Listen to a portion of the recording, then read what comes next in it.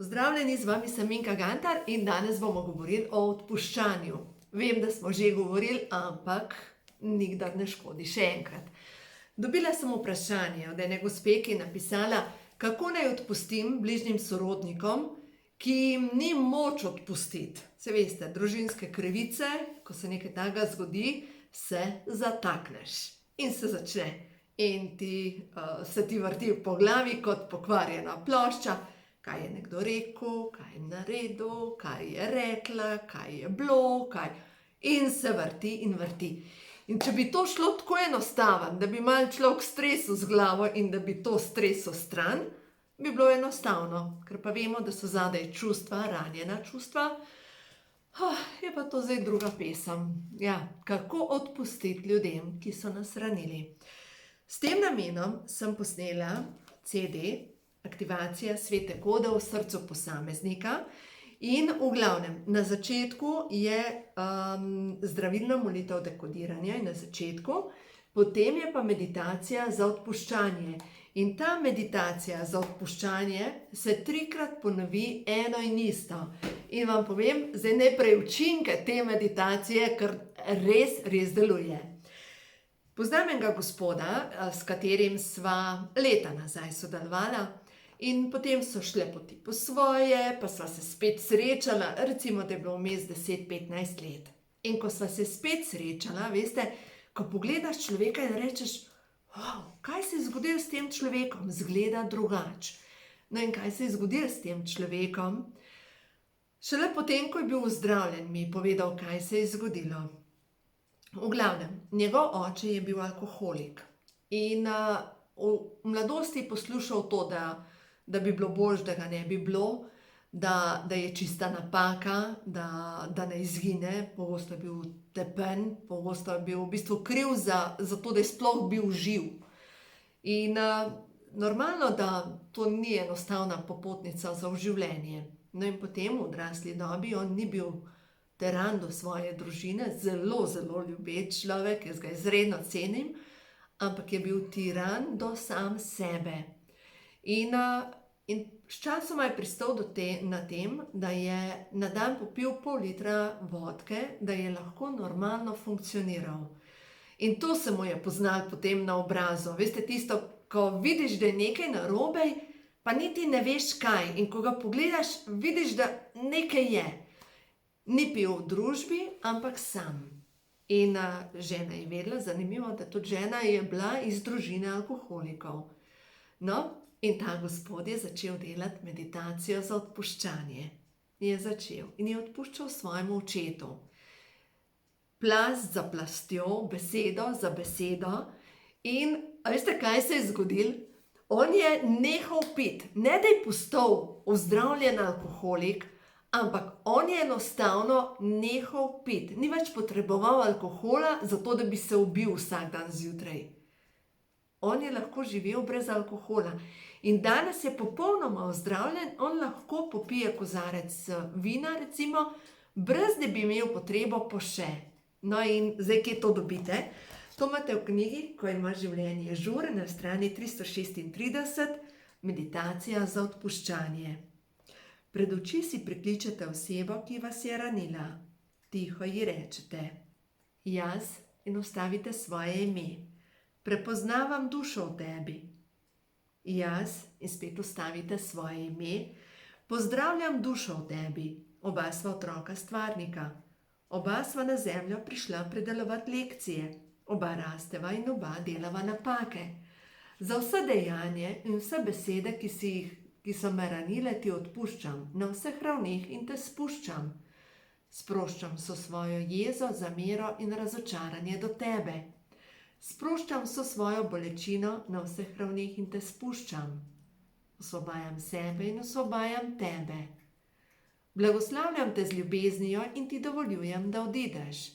Naj bo tvoj svet miren in sebi dovoljujem, da je tudi moj svet miren. In potem vdihnemo skozi nos, izdihnemo skozi usta in spet si prikličemo to osebo. In potem gre naprej. Osvobajam sebe in osvobajam tebe. Blagoslavljam te z ljubeznijo in ti dovoljujem, da odideš. Prosim, odpusti tudi ti meni. Naj se najin odnos napolni z energijo čiste ljubezni.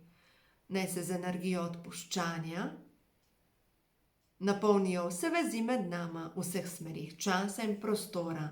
No in potem na koncu pa gre tako: naj bo tvoj svet miren in sebi dovoljujem, da je tudi moj svet miren. In potem damo roke v položaj blagoslova in si predstavljamo to osebo pred seboj in si predstavljamo, da iz rok gre svetloba proti tej osebi in ji rečemo: hvala za izkušnjo, blagoslavljam te z ljubeznijo, svoboden si, bodi srečen, želim ti srečo, želim ti vse dobro in sebi dovoljujem, da se v mojem življenju zgodi vse dobro.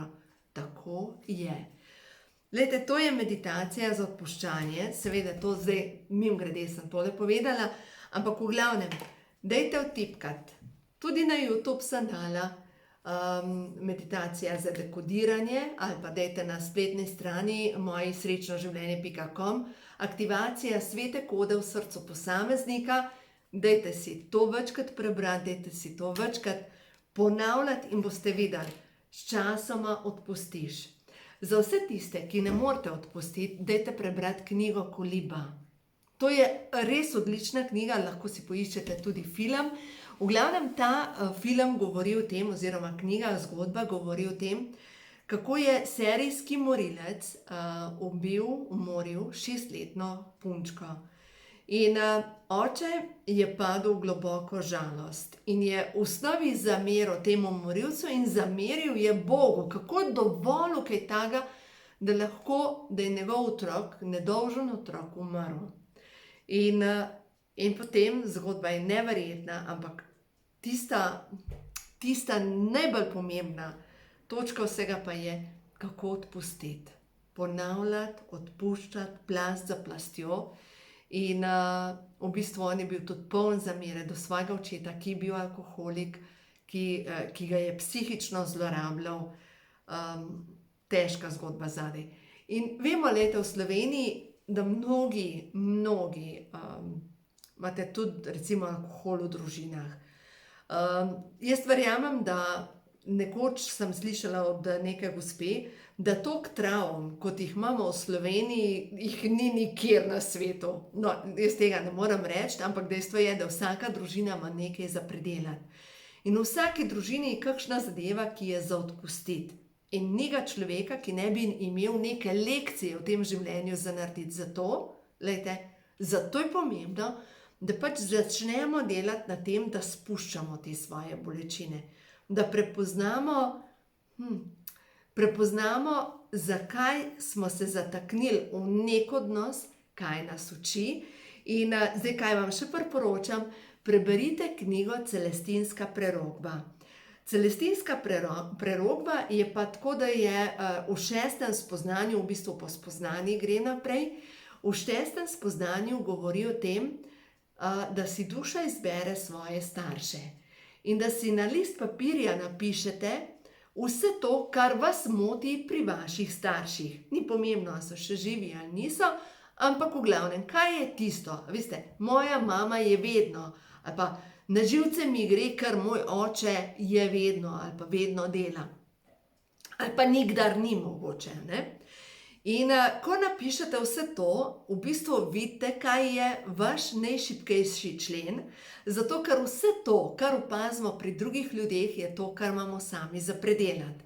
In poglejte, jaz leta nazaj sem delala to vajo, delali smo jo skupaj z mojo sestro in veste, na koncu sem prišla do zaključka, da po moje nimava istih staršev, ker ona ima čisto drugo šolo v življenju, kot jo imam jaz.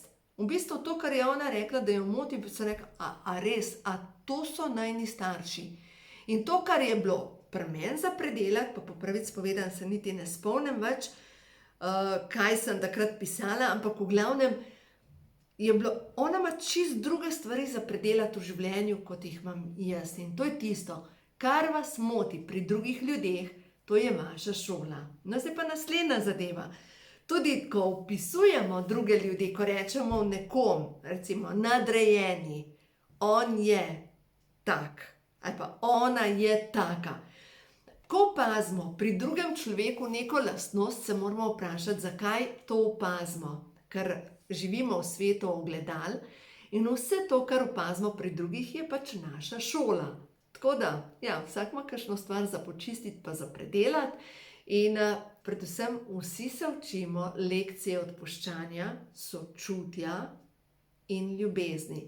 In prav sočutje, glejte, ko zmoremo dati sočutje čez neko zadevo in ko začnemo ljudi gledati z luči, da mogoče so delali zaradi tega določene stvari, zato ker so bili mogoče na en način zlorabljeni, lažje razumemo njihova dejanja, njihovo stisko in ko enkrat gledamo z usmiljenjem na ljudi, enostavno jih ne moremo več obsojati. A je to tako? Ker obsojanje je nizka energija in nizka energija nas vleče dol. In Zemlja je tukaj zato, da nekaj naredimo, da naredimo korak naprej, da ta težka čustva prečistimo, zaradi tega, ker se potem dobesedno naredi kanal in se povežemo s stvarstvom. Tako da delajte na sebi, imejte se radi, odpuščajte in boste videli, življenje bo lepše in boljše. Lep pozdrav!